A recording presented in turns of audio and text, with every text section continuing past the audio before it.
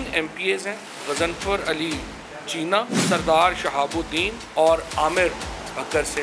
इन तीन MPAs ने अपने एफिडेविट्स सुप्रीम कोर्ट में जमा कराए हैं। ये बताया गया है कि किस तरह से उन्हें पैसों की ऑफ़र की गई। अता तारड़ जो है उसने उनसे बात की और पहले उन्होंने कहा कि आप अगर हमारी मदद करें तो हम भी आपके बहुत काम आ सकते हैं। उन्होंने कहा जी हमें 10 लोग चाहिए, तो उसने कहा नहीं हमारे पास 14 लोग हैं। ये गुफ्तगू हो रही है और 14 लोगों के लिए हमें 14 अरब रुपया चाहिए। तो अता तारड़ ने उनको आगे से कहा कि नहीं 14 अरब रुपया तो बहुत ज़्यादा है, हम आपको 25 से 30 करोड़ रुपया जो है वो फ़ी MPA दे सकते हैं, क्योंकि हमें जरदारी साहब का इतना ही जो है वो पैसे जो हैं वो हमें हासिल। हमारे रहीम यार ख़ान से MPA मसूद मजीद मुबैना तौर के ऊपर 40 करोड़ रुपया लेके वो माशाल्लाह तुर्की पहुंच गए। ये वो विशियस सर्कल है जो पाकिस्तान में आसिफ जरदारी ने मास्टरमाइंड किया। हमारा मुतालबा ये है कि फौरी तौर के ऊपर सुप्रीम कोर्ट आसिफ जरदारी को, अता तारड़ को फौरी तौर के ऊपर गिरफ्तार किया जाए, राना सनाउल्लाह को। अस्सलाम वालेकुम नाज़रीन, आप देख रहे हैं प्रोग्राम 7 से 8। मैं हूं किरण नाज़। तख्ते लाहौर का फैसला होना है और इसके फैसला होने में अभी 2 दिन बाकी हैं और इस दौरान जो कुछ हैपनिंग इस वक्त हो रही है वो बड़ी इंटरेस्टिंग मरहले में दाखिल हो रही है। अब ये पंजाब की वजारत आला का हुसूल है और इसके लिए मुबैना तौर पर दोनों तरफ से नोटों की बरसात हो रही है। तहरीक इंसाफ की जानिब से ये दावा किया जा रहा है कि इनके लोगों को नून लीग के जरिए जरदारी साहब खरीदने की कोशिश कर रहे हैं और उनका MP है उन पर 40 करोड़ लेकर तुर्की पहुंच गए हैं। 3 मजीद MPAs हैं जिनको अता तारड़ साहब ने 25 से 30 करोड़ रुपए की ऑफर किया है और कहा है कि भाई इतने ही पैसे हैं। सरदार शहाब हैं, आमिर हैं, गजनफर चीमा हैं, इन्होंने अदालत में एफिडेविट जमा करवाए हैं। इमरान खान कह रहे हैं कि आसिफ अली जरदारी MPAs को खरीद रहे हैं, उन्हें जेल में डालना चाहिए। अगर अदालत उज़्मा ने कार्रवाई की होती और लोटों को ताहयात नाअहल किया होता तो इस सिलसिले की रोकथाम का कुछ बंदोबस्त मुमकिन होता है, ऐसा कह रहे हैं खान साहब। लेकिन करोड़ों देने का इल्ज़ाम नाज़रीन सिर्फ एक तरफ से नहीं आ रहा है। शेख रशीद साहब की तो ऑडियो इससे पहले मंजर आम पर आ चुकी है, शरकपुरी साहब को पैसे पहुंचाने की ऑफर, और आज एक नून लीगी MPA इलियास चिन्योटी, इनकी जानिब से भी ये दावा किया जा रहा है कि उन्हें काफ लीग और PTI की जानिब से 10 करोड़ रुपए की ऑफर की गई है। तो ऑब्वियसली मुकाबला, ये गेम बड़ा सख्त है और इसमें पैसों की ऑफर्स के एक दूसरे के ऊपर इल्ज़ामात लगाए जा रहे हैं। अभी थोड़ी देर पहले अपने प्रेसर में अता तारड़ साहब कह रहे थे कि अगर फवाद चौधरी साहब हलफ लेकर ये बात साबित कर देते हैं तो वो ताहयात सियासत छोड़ देंगे। तो ये सिर्फ और सिर्फ इल्ज़ाम दर इल्ज़ाम लगाया जा रहा है, इस बात में कोई सदाकत नहीं है। पाकिस्तान तहरीक इंसाफ से भी आज हमारे साथ मेहमान मौजूद हैं, उनसे जानते हैं, उनसे पूछते हैं कि अब किन लोगों ने मजीद कंफर्मेशन दी है कि उनको पैसों की ऑफर की गई है और किसने ले लिया, उनके पास क्या इत्तलात मौजूद हैं। अहमद उवैस साहब, अस्सलाम वालेकुम सर, खुशामदीद कहती हूँ आपको प्रोग्राम में। सर, खान साहब के मुताबिक, फवाद चौधरी साहब के मुताबिक, शहबाज गिल साहब के मुताबिक ये पैसों की ऑफर हो रही है, लेकिन शहबाज गिल और फवाद चौधरी इन दोनों के जो इन्होंने बताया है कि इतने इतने पैसों की ऑफर हो रही है, उसमें बड़ा तजाद है। एक तरफ 40 करोड़ की ऑफर की बात हो रही है, एक तरफ 25 करोड़ की ऑफर की बात हो रही है। बेसिकली ऑफर हुई कितने की और फिगर्स में इतना तजाद क्यों है सर? मेरा ख्याल में से वहाँ पे 3 MPAs ने सुप्रीम कोर्ट में अपने एफिडेविट जमा कराए हैं और वो एफिडेविट में तजाद नहीं होगा, वहाँ वो एग्जैक्ट अमाउंट जो भी लिखी होगी उसके अंदर मौजूद है, क्योंकि एफिडेविट एक स्टेटमेंट है जो ऑन ओथ होती है और उसमें अगर इस किस्म की कोई बात होगी तो वो खुद अदालत उसी वक्त नोटिस ले सकती है और उनके खिलाफ कार्रवाई की जा सकती है। इसलिए ये इनके कहने में अगर कोई तजाद होगी, मैंने तो सुना नहीं है। जी जी फरमाइए। अहमद साहब, अता तारड़ साहब कह रहे हैं फवाद चौधरी साहब हलफ लेकर ये बात कर दें वो ताहयात सियासत छोड़ देंगे। सर, तो तैयार है आपकी जमात हलफ लेकर ये बताने के लिए कि कितने पैसों की ऑफर हो गई है? जी, वो उन्होंने तो देखिए ना, 3 MPA ने जो ये हलफनामे वहाँ पे एफिडेविट जमा कराए हैं वो तो सुप्रीम कोर्ट में जमा कराए हैं, इसलिए उनकी स्टेटमेंट जो है वो it is presumed to be correct.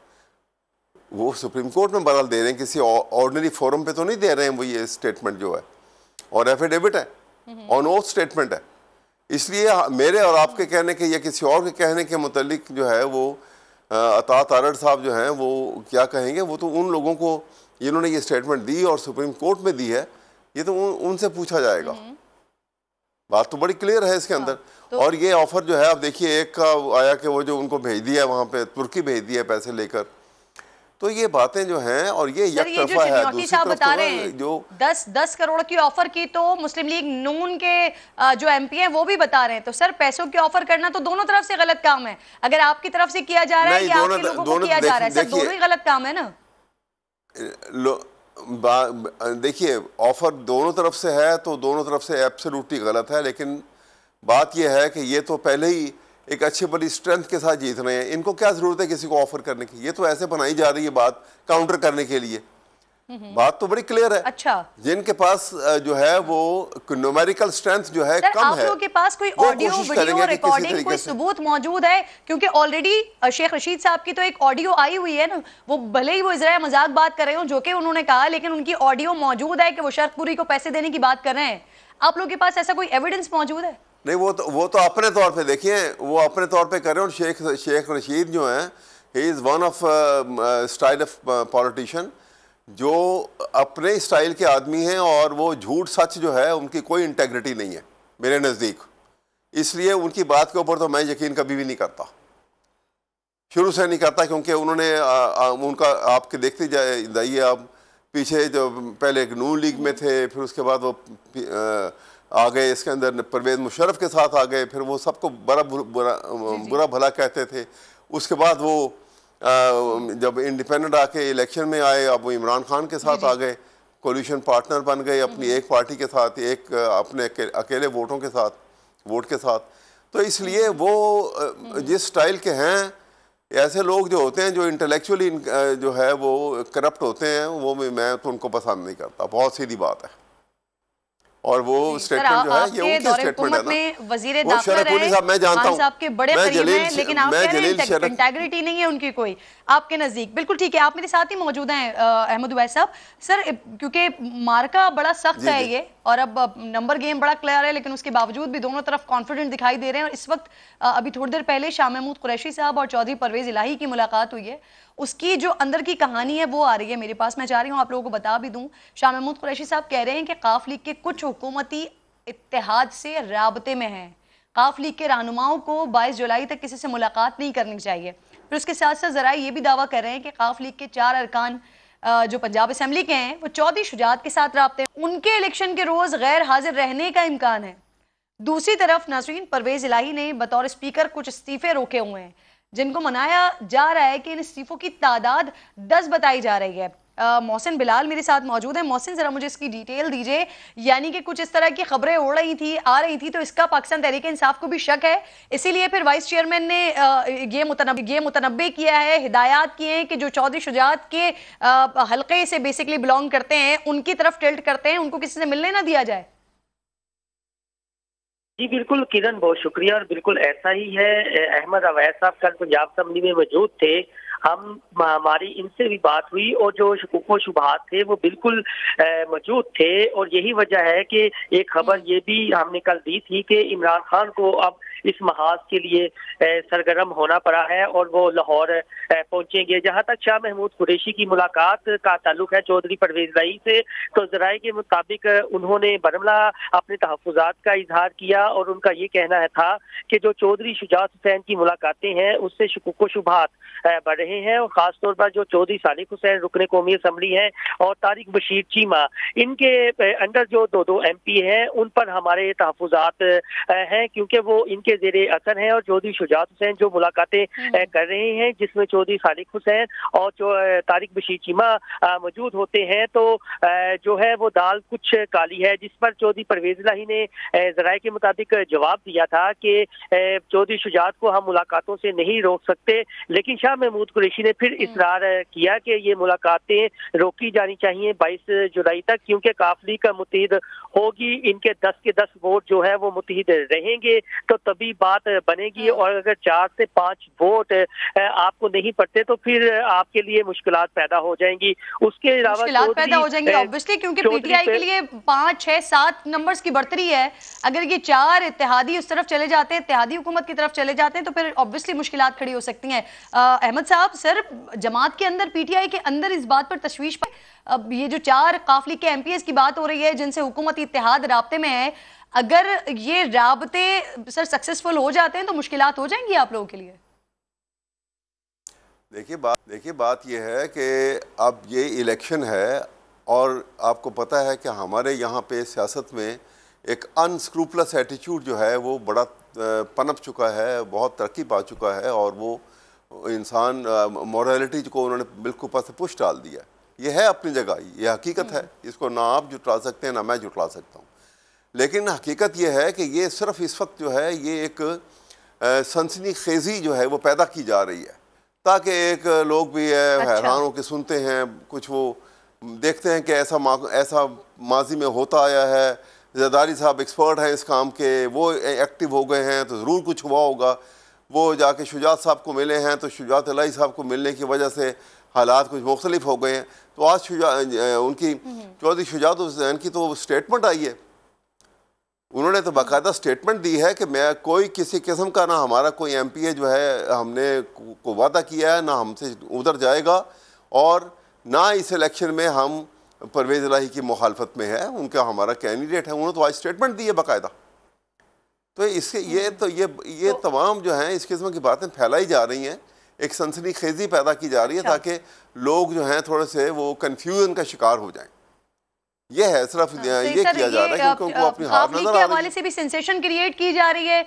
और सर ये जो करोड़ों रुपए की ऑफर्स की बात हो रही है, ये भी क्या सेंसेशन ही है सर? क्योंकि मैं आपसे ये पूछ रही हूँ बार बार कि इसके कोई ऑडियो वीडियो एविडेंस आपके पास मौजूद है सर? एफिडेविट या अदालत में तो कोई भी जमा करवा सकता है ना कि मुझे ऑफर की गई है पैसों उन्होंने वहां मैं आपसे पूछ रही हूँ कोई सबूत इसके हैं? बात ये है, ये मुझे मालूम नहीं क्योंकि वहाँ उन्होंने जो सुप्रीम कोर्ट में कोई जमा कराई होंगी। मैं तो यहाँ लाहौर में हूँ और क्योंकि मैं इसमें काउंसिल नहीं हूँ इसलिए मैं बता नहीं सकता, लेकिन कोई ना कोई उसमें ऑथेंटिक प्रूफ के साथ उन्होंने अब एफिडेविट दिए हैं तो उसमें ज़रूर कोई ऐसी बात होगी जो असूल महसूस होता है इस बात से। बहरहाल ये इलेक्शन है और हमें अपने सियासत के धारे को बदलना होगा। सर ये वैसे हमेशा हर बार ऐसा क्यों होता है अहमद साहब कि पीटीआई के एमपीएस के ऊपर ही ये ऑफर्स उनके सामने आती हैं, वो जब आपसे अलग होते हैं कहते हैं हमारे मसाइल थे, उस्मान बुज़दार साहब के मसाइल बहुत ज्यादा थे जिसकी वजह से अलग हो गए, लेकिन आपकी तरफ से ये इल्जाम लगाए गए 20-25 करोड़ में बिक गए। तो ये हर दफा पीटीआई के एमपीएस ही क्यों बिक जाते हैं सर? इसलिए कि वो पैसा लेके आते हैं वो उधर से और कोशिश करते हैं किसी न किसी तरीके से। इसीलिए पीटीआई के लीडरशिप ने तो बड़े वाज़ेह तरीके से ये बात सुप्रीम कोर्ट को भी बार बार रिक्वेस्ट की थी कि इसके ऊपर इनकी लाइफ टाइम डिस्क्वालिफिकेशन का सिलसिला किया जाए ताकि एक रुझान जो है वो सेहत अफजा रुझान जो है वो सियासत के अंदर पैदा हो और ये जो है अनस्क्रूपलस और इमोरल एटीट्यूड जो है पॉलिटिशियन का, इसको बहुत ज़्यादा डिस्करेज किया जाए। लेकिन बहरहाल ये जब तक हमारे माइंडसेट नहीं बदलेंगे ये नुकसान तो हमें उठाना पड़ेगा और ये हमारी सियासत जो है जब तक इस अंदाज में चलती रहेगी तो हमेशा डिस्टेबलाइजेशन का शिकार रहेगी और यहाँ पर इसी तरह से खरीदो फरोख्त का ये बाजार जो है वो गर्म होता रहेगा। अब देखिए ना, अब जरदारी साहब बात चीज़ें हैं जो लॉजिकली एक्सेप्टेबल नहीं है कि अगर नून लीग का ये इलेक्शन है, जरदारी साहब का तो यहाँ कोई स्टेक नहीं है, तो जरदारी साहब क्यों पैसा देंगे? ये एक साथ ही मौजूद रही है सीनियर रहनुमा उस पार्टी के कमर जमान कायरा साहब प्रोग्राम में मुझे ज्वाइन कर चुके हैं। आपको खुशामदीद कहूंगी। अस्सलाम वालेकुम कमर साहब। सर एक बार फिर जरदारी साहब के ऊपर ठीक ठाक इल्जामात लगाए जा रहे हैं, सिंध का पैसा इस्तेमाल करने की बात की जा रही है। जरदारी साहब के कहने पर 25 से 40 और 50 करोड़ रुपए तक की एमपीएस को ऑफर की जा रही है। इनफैक्ट एफिडेविट लेके चले गए हैं सर सुप्रीम कोर्ट में और जरदारी साहब की गिरफ्तारी का मुतालबा कर रहे हैं इमरान खान साहब। पाकिस्तान पीपल्स पार्टी क्या सोच रही है सर, किस तरह काउंटर करेंगे आप?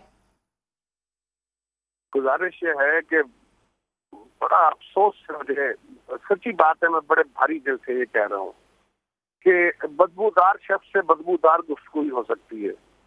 जिस घटिया अल्फाज में, जिस घटिया तरीके से तसलसल के साथ ये इल्जाम तराशी है, अब उसका क्या किया जाए। अता तारड़ साहब ने आपके चैनल पे कहा है कि मैं ऑन ओथ कुरान पे हाथ रख के कहने को तैयार हूँ कि मैंने न किसी के साथ जिक्र किया, न पैसे दिए। अब एक शख्स है जिसका मिजाज, जिसका रिकॉर्ड, जिसकी नीयत जो है वो है ही झूठ, उसकी जमात का जो मेन हथियार है वो है ही झूठ, और उस पर खड़े होके वो जो बात कह देता है उसको सारा मीडिया इतना ड्रम बीट करता है, इतना ड्रम बीट करता है कि वो लोगों के दिलों में और पक्की होनी शुरू हो जाती है।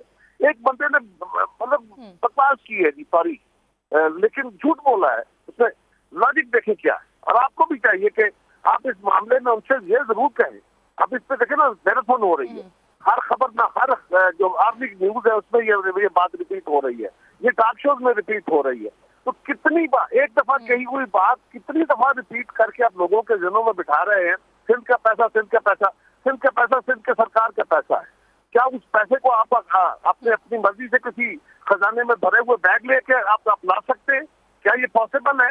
किस जहान की बातें कर रहे हैं आप भी सोचे। दूसरा, यहाँ गवर्नमेंट है मुस्लिम लीग की, हम फेडरेशन में, फेडरल गवर्नमेंट में उनके हिस्सेदार है, यहाँ भी उनके साथ है, बिल्कुल उनके साथ है, साथ खड़े रहेंगे। देखिए गवर्नमेंट उनकी है। अगर आप ये भी इल्जाम लगाते हैं कि जी चले वो तो अपने सिर्फ गवर्नमेंट को बनाने के लिए या पीपल्स पार्टी की गवर्नमेंट लाने के लिए यहाँ को पैसे लगा रहे हैं, फिर भी आपकी बात में कोई लॉजिक किसी तरफ बात लगती, कोई लॉजिक इसमें है सिवाय इसके के बदबूदार बातें करनी है और उसी के खड़े हो के लोगों को और उसी में मीडिया को प्ले अप करा के और उस पर ट्रेंड बना के आपने कमर साहब ऑब्वियसली एक बात उनकी तरफ से की गई है, उस पे आप सही कह रहे हैं, डिस्कशन तो हो रही है, लेकिन सर डिस्कशन को रोकने के बजाय आप लोगों की तरफ से कुछ सोचा जा रहा है, कोई कार्रवाई करने के लिए सोचा जा रहा है सर? अदालत में बोल रहे हैं, यही बात मैं कह चुका हूँ आपको। देखिए जो कायरा साहब जो बात कर रहे हैं यही बात मैंने पहले की है आपसे। एक शख्स ने गाली दी है, उस गाली को मीडिया अगर 100 दफा चलाएगा तो 100 दफा गाली दी है। उस गाली को देने वाले शख्स का क्रेडिबिलिटी और उससे उसका सबूत मांगे बगैर आप ये बात किए जा रहे हैं।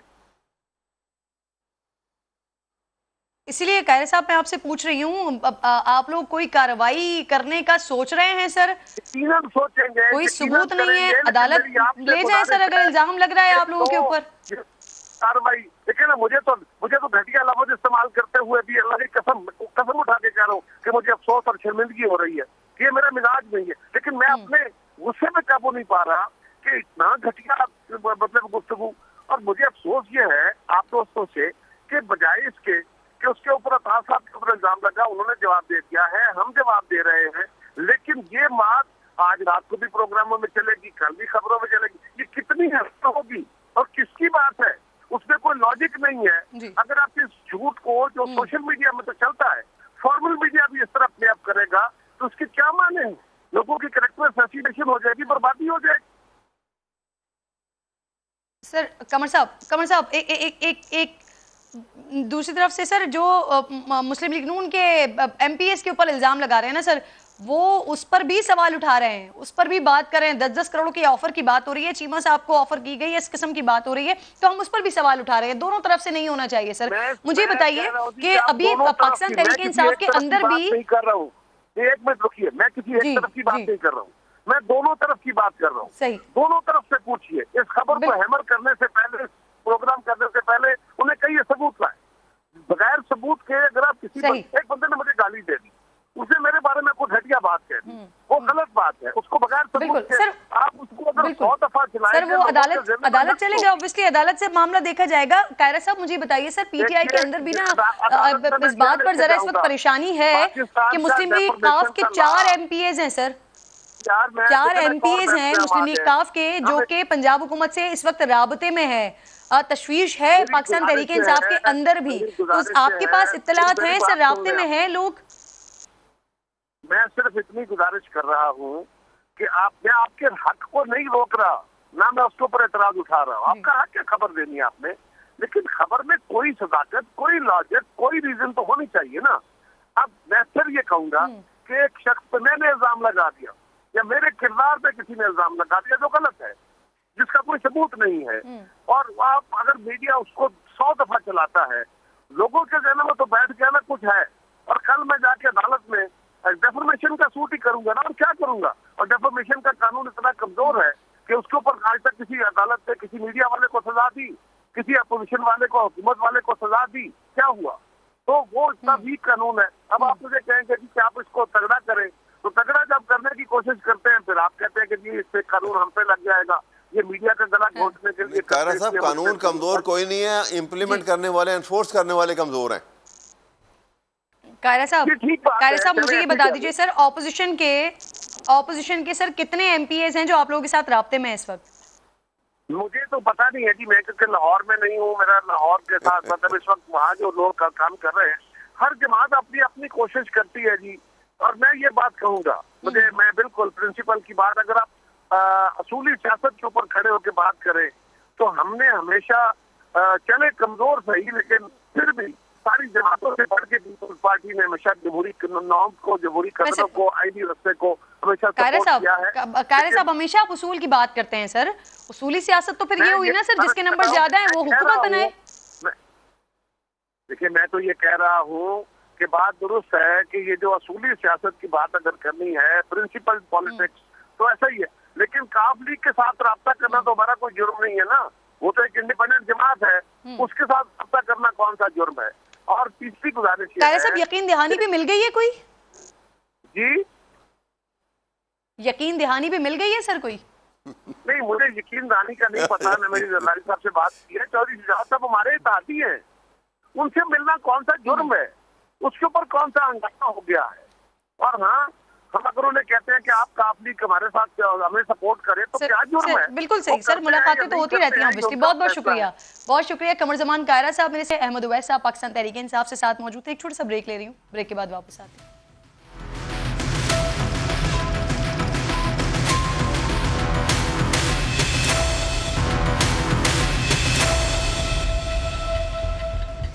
वेलकम बैक वंस अगेन जी। अली गौहर बलोच साहब मुझे ज्वाइन कर चुके हैं प्रोग्राम में। अस्सलाम वालेकुम अली, खुशामदीद कहती हूँ आपको। ये पैसों की, ऑफर्स की क्या बातें हो रही हैं? बड़े इल्जामात आप लोगों के ऊपर लग गए हैं, जरदारी साहब के कहने पर ऑफर्स कर रहे हैं 20 से 40 करोड़ 50 करोड़ रुपए तक।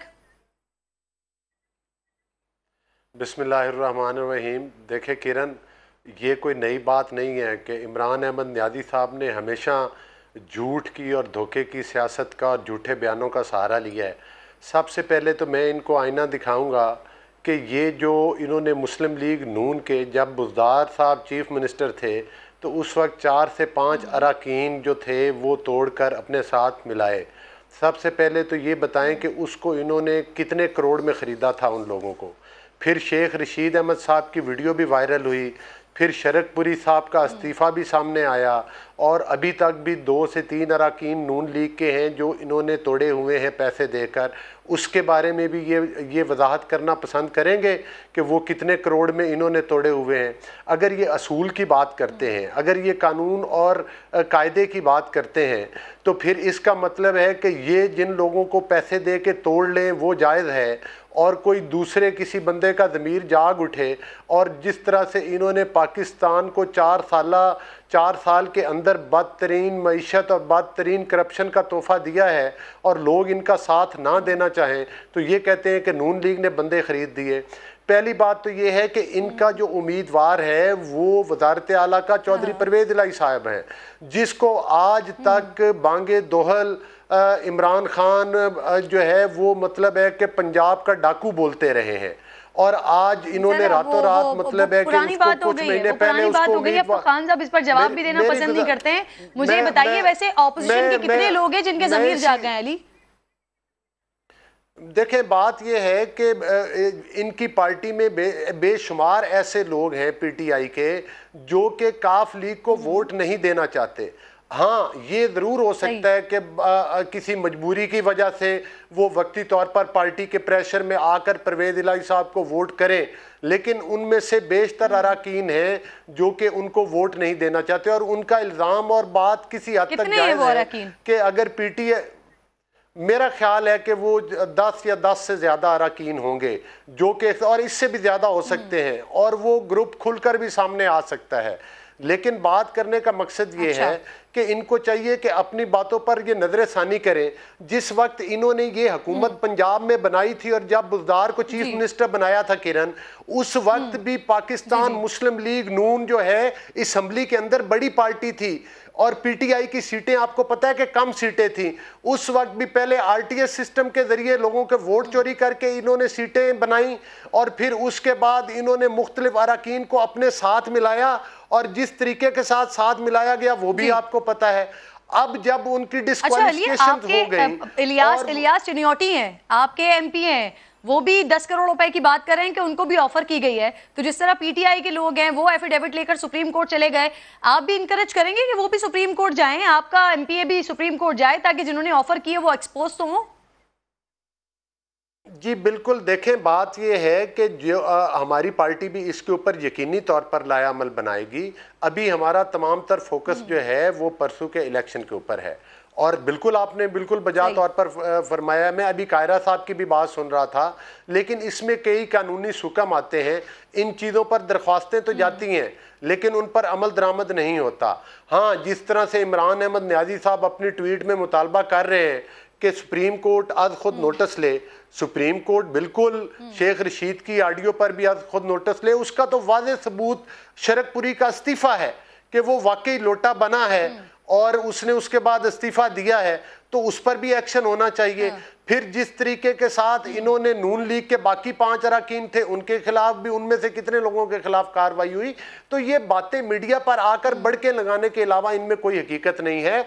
अच्छा, ये 10 करोड़ की ऑफर इलियास आपको हो गई, आप कह रहे हैं कि अभी सारा फोकस पंजाब की हुकूमत पर है, इसके बाद आप कार्रवाई करेंगे और साथ साथ आप समझते हैं कि सुप्रीम कोर्ट को ये नोटिस ले लेना चाहिए ताकि फिर ये तमाम चीजें इसमें वंस फॉर ऑल क्लियर हो जाएं। सर, चौधरी शुजात का स्टेटमेंट आ चुका है, जो एक मुलाकातें हो रही थी और ऐसा महसूस हो रहा था कि शायद जरदारी साहब कोई गेम ऑन कर लेंगे सर, लेकिन वो ऐसा लगता है कि नहीं हुआ है। तो अब आप लोगों का इन्हिसार किन पर है? जिन 10-15 लोगों की आप बात कर रहे हैं उनके ऊपर इन्हिसार कर रहे हैं कि उनका जमीर जाग जाए और हुकूमत आपकी बन जाए पंजाब में?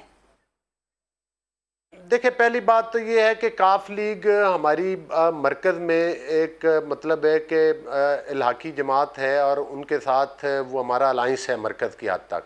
लिहाजा हम उनको अभी ये मीटिंग्स का सिलसिला और राब्तों का सिलसिला तो चौधरी शुजात साहब के साथ भी चलता रहेगा, लेकिन साथ ही साथ ये बात है कि असल जो तहफ़्फ़ुज़ात हैं वो पीटीआई के लोगों को हैं और वो तहफ़्फ़ुज़ात हैं कि वो मतलब है कि ऐसा उम्मीदवार जो कि वो ये समझते हैं कि वज़ारत आला का उम्मीदवार उनकी पार्टी के अंदर होना चाहिए।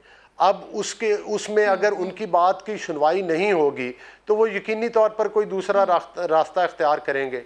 और ये जो बड़ा राग अलापते हैं और ये इन्होंने बड़े चर्चे किए हुए हैं जी कि बड़ा कोई इन्होंने मार्का सर कर लिया है, ये तो वो सीट्स थी जो पहले नून लीग के पास ही नहीं थी जो ज़िमनी इंतखाबात में हुआ है। 5 सीटें तो हमने 4 सीटें तो हमने खुद जीती हैं जो कि हमने पहले जनरल इलेक्शन में हारी हुई थी और उसमें से भी इनकी 4 चली गई हैं। तो ये आपका वोट बैंक बड़ा है, लेकिन ये बात भी याद रखने की है सर कि वो एक जमात लड़ रही थी, आप 13 जमातें थे सर, आपका वोट बैंक बड़ा है। बिल्कुल, हमने इस पर डिस्कस किया। मुझे ये बताइए, कल शेख रशीद साहब भी कह रहे थे कि खान साहब ने रोक दिया एस्टेब्लिशमेंट के खिलाफ बात करने पर। साद रफीक साहब कह चुके हैं कि अगर इमरान खान के कहने पर कुछ हुआ तो फिर खामोश हम भी नहीं रहेंगे। फिर ज़िमनी इंतखाब का नतीजा भी हमारे सामने है। फिर खान साहब को न्यूट्रल्स वाकई न्यूट्रल्स लगने लगे हैं। तो आप लोगों को लगता है कि जहां से वो एक पेज फटा था वो अब दोबारा से रफू होना शुरू हो गया है? देखिए, बात ये नहीं है कि पेज रफू होना शुरू हो गया है या पेज रफू नहीं हुआ। हमारा तो हमेशा से क्लियर सेंटेंस रहा है। आज जो बातें आपने देखा कि शहबाज गिल ने जो बात की, जो बात फवाद चौधरी कर रहा है कि बंद कमरों में फैसले नहीं होने चाहिए, उन्हीं बंद कमरों की तो ये पैदावार है। इसका मतलब ये है कि शहबाज गिल और फवाद चौधरी मियां नवाज शरीफ साहब के बयानिए की और मरियम नवाज साहबा के बयानिए की तायीद कर रहे हैं, जिसका कि खमियाजा हमने सियासी तौर पर भी भुगता है और जिसके लिए हमने कैदो बंद की सोबतें बर्दाश्त की, जिसकी वजह से हमारा 2018 में हमारा मैंडेट छीना गया। और बिल्कुल सही सर, सबके सामने। लेकिन मुझे बताइए, वो बंद कमरे क्या उनके लिए बहाल होने लगे हैं? आप लोगों को ऐसा लग रहा है? इनकी चीखों पुकार से तो यही लगता है कि ये एनआरओ चाहते हैं, लेकिन मेरा नहीं ख्याल कि इनकी चीखों पुकार अब इनके किसी काम आएगी। और बाकी बात यह है कि हाँ, सियासी सियासी जमातों को इस पर ज़रूर गौर करना चाहिए कि ये अगर इमरान अहमद न्यादी के लिए बैसाखियाँ खुल जाएं तो फिर तो ये इक़्तिदार की सीढ़ी पर चढ़ने के लिए फ़ौरन तैयार हो जाते हैं। लेकिन जो ज़बान इमरान अहमद न्यादी ने इस्तेमाल की, जिस तरह से इदारों को क्रिटिसाइज़ किया, जिस इलेक्शन कमीशन ऑफ पाकिस्तान ने पाकिस्तान की तारीख के और मतलब शफाफ तरीन ये ज़िमनी इंतखाबात करवाए हैं, आज भी इमरान अहमद न्यादी अपने फॉरेन फंडिंग केस की वजह से उसी के ऊपर फिर बहतान लगा रहा है, क्योंकि उसको पता है कि अब फॉरेन फंडिंग केस का भी फैसला आने वाला है। इस इलेक्शन में तो कोई आरटीएस सिस्टम भी नहीं था, ज़िमनी इलेक्शन में कोई वो ईवीएम मशीनें भी इस्तेमाल नहीं हुई, लेकिन पूरे पाकिस्तान के अवाम ये समझते हैं कि हमने डस्का की तरह से, जिस तरह से कि इन्होंने हुकूमती और रियासती दहशतगर्दी का मुजाहरा किया, हुकूमती वसाइल और हुकूमती मशीनरी इस्तेमाल की और वोट चोरी करते हुए पकड़े गए। इलेक्शन कमीशन ऑफ पाकिस्तान और सुप्रीम कोर्ट ऑफ पाकिस्तान ने इनको रंगे हाथों वोट चोरी करते हुए पकड़ा। तो उस तरह का तो किसी एक सीट के ऊपर भी आप बता दे, हमारी पंजाब में और मरकज में हुकूमत थी, आज कोई उंगली क्या हमारे गिरेबान की तरफ उठ सकती है? इस किस्म के इंतखाबात आगे 2 दिन के बाद 22 तारीख को एक और मार्का भी है आप लोगों के लिए। Hope for the best sir, बहुत बहुत शुक्रिया, आप साथ मौजूद थे प्रोग्राम में। एक छोटा सा ब्रेक ले रही हूँ, ब्रेक के बाद वापस आती हूँ तो इकोनॉमी का जो बुरा हाल है उस पर बात करेंगे। साबिक वजीर खजाना शौकत तरीन साहब साथ मौजूद हैं।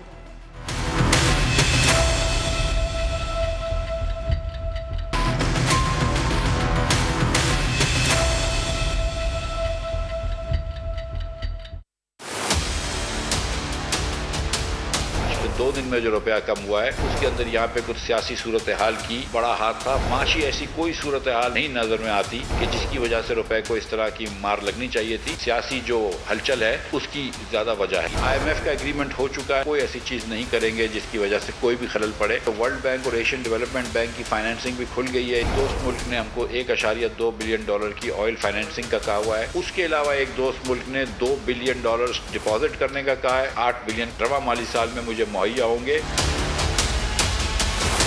मईशत के हाल अल्लाह की मेहरबानी से अच्छे चल रहे हैं। अगले 2-3 महीने इसमें लगेंगे, इन्फ्लेशन को भी काबू पा लेंगे। वेलकम बैक वंस अगेन जी। हुकूमत ने बड़े बड़े मुश्किल फैसले किए लेकिन मईशत को मुश्किलात से नहीं निकाल पा रहे हैं।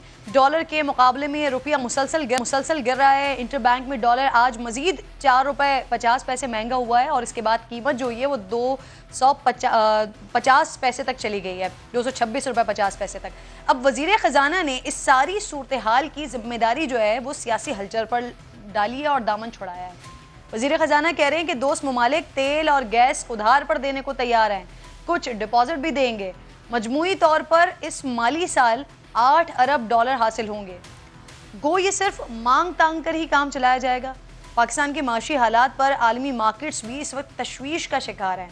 आलमी रेटिंग एजेंसी ने पाकिस्तानी मईशत को आउटलुक को मनफी करार दिया है, जिसके बाद आलमी मार्केट में पाकिस्तानी बॉन्ड्स शदीद दबाव का शिकार हैं। 5 साला सुकूक बॉन्ड्स पर मुनाफा 51.3%, 10 साला गवर्नमेंट इंटरनेशनल बॉन्ड्स पर मुनाफा 50.6% तक पहुंच गया है।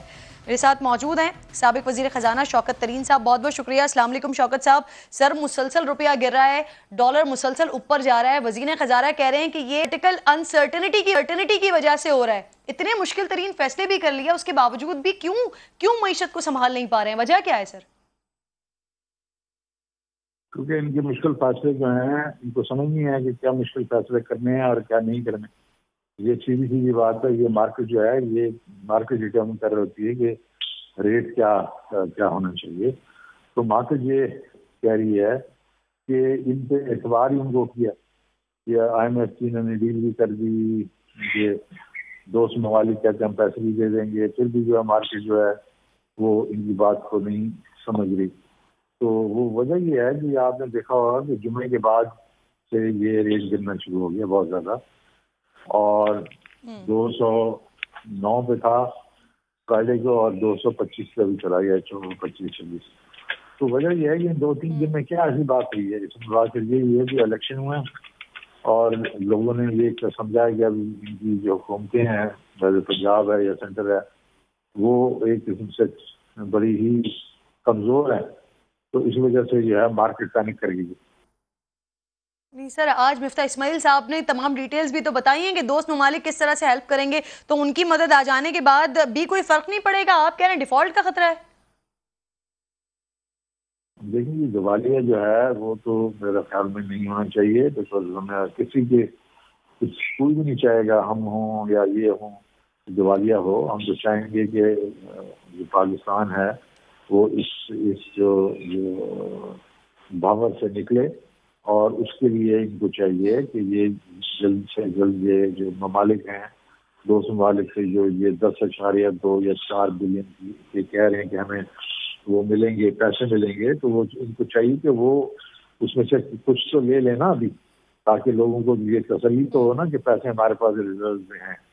तो जब ले लेंगे तो फिर इसके बाद स्टेबिलिटी कुछ ना कुछ आ जाएगी। लेकिन असल स्टेबिलिटी उस वक्त आएगी जब ये जनरल इलेक्शन अनाउंस करेंगे और एक स्ट्रॉन्ग इंटरिम गवर्नमेंट आएगी और एक मतलब रिप्रेजेंटेटिव गवर्नमेंट आएगी 3-4 महीने के बाद। शौकत साहब, अगर आपकी हुकूमत आती है सर तो IMF के प्रोग्राम को कंटिन्यू करेंगे? बिल्कुल जारी रखेंगे, नेगोशिएट करेंगे हम उनसे कि भाई देखो ये बहुत ज्यादा जो शराइत हुआ है वो तो मैं पहले भी करता रहता था, लेकिन है कि IMF के प्रोग्राम में हमें रहना चाहिए। बहुत शुक्रिया, बहुत बहुत शुक्रिया। वज़ीर ख़जाना शौकत तरीन साहब साथ मौजूद थे। खुर्रम शहजाद भी मुझे ज्वाइन कर चुके हैं, माशी तजियाकार हैं। बहुत शुक्रिया खुर्रम, अस्सलाम वालेकुम। पिछली हुकूमत में जब ये माशी सूरत हाल बदतर हो रही थी तो उस वक्त खान साहब कहा करते थे आलमी सतह पर क्योंकि बुरा हाल है उसका इम्पैक्ट पाकिस्तान पर आ रहा है, जबकि जो अपोजिशन थी वो कहती थी कि ना एली की वजह से हो रहा है। अब मिफ्ता इस्माइल साहब कह रहे हैं कि जो डॉलर रेट बढ़ रहा है, अब ये सिर्फ पाकिस्तान की करेंसी नहीं, ये तमाम करेंसीज ही डी वैल्यू हो रही हैं। आप इत्तेफाक करते हैं इस बात से? जी देखें, पहले भी अगर खान साहब ये कहते थे, PTI गवर्नमेंट ये कहती थी, वो भी ठीक था, और ये गवर्नमेंट कह रही है वो भी ठीक है। मैं इंटरनेशनल पर्सपेक्टिव की बात कर रहा हूँ, और हुआ ये है कि जो कोविड के बाद इकॉनमीज निकली हैं तो महंगाई की शरह में इजाफा हुआ, क्योंकि डॉलर बहुत ज़्यादा मार्केट में आ गया था कम शरह सूद पे, तो अवेलेबल था बहुत ज़्यादा डॉलर या बहुत ज़्यादा करेंसीज अवेलेबल थी। हमने भी इंटरेस्ट रेट्स कम किए थे, पाकिस्तान ने भी, उसकी वजह से महंगाई होना शुरू हो गई। बाद में उसका इम्पैक्ट आया, सप्लाई कम थी, डिमांड इतनी जगह थी, महंगाई हुई, तो अब इंटरेस्ट रेट्स बढ़ाए जा रहे हैं पूरी दुनिया में।